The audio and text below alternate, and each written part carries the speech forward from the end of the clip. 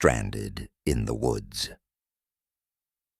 This story I am about to tell you is true, and it happened in upstate New York, and the year was 2001.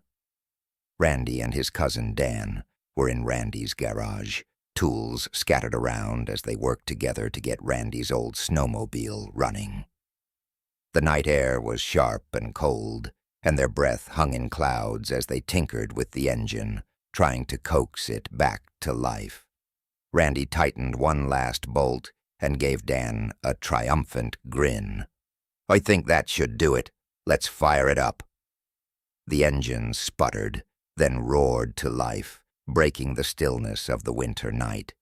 They exchanged excited glances and decided to take the snowmobile out for a test run, eager to see how it handled on the fresh snow covering the fields nearby. They sped across the field under a sky full of stars, the snow crunching beneath them as they raced along the edge of the woods. But as they reached the middle of the field, the snowmobile gave a sudden shudder, then stalled out completely.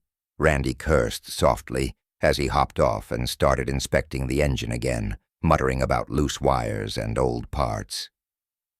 Dan shone a flashlight to help, and that's when he saw something in the shadows of the woods. Glowing eyes. Randy," Dan said, his voice shaky. "We've got company." Randy looked up, and his heart skipped a beat as he saw a pack of coyotes slinking out from between the trees, eyes glinting in the moonlight. They were cautious but moving closer, drawn by the scent and the sounds of the two stranded cousins. With urgency, Randy resumed his work, his fingers fumbling slightly in the cold as he tried to get the snowmobile started again. The coyotes circled them, moving in tighter with every second, and Dan took a few steps back to keep an eye on them, his breath quickening. Come on," Randy muttered, as he pulled the starter cord one more time. The engine finally roared to life just as the coyotes drew uncomfortably close, their sharp eyes fixed on the two cousins. "Let's go," Randy yelled, and Dan scrambled onto the snowmobile behind him.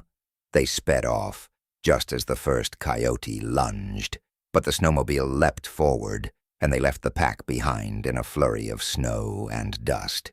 Heart pounding, Dan looked back over his shoulder to see the coyotes fading into the distance, their yellow eyes watching as Randy and Dan raced back toward the safety of the garage.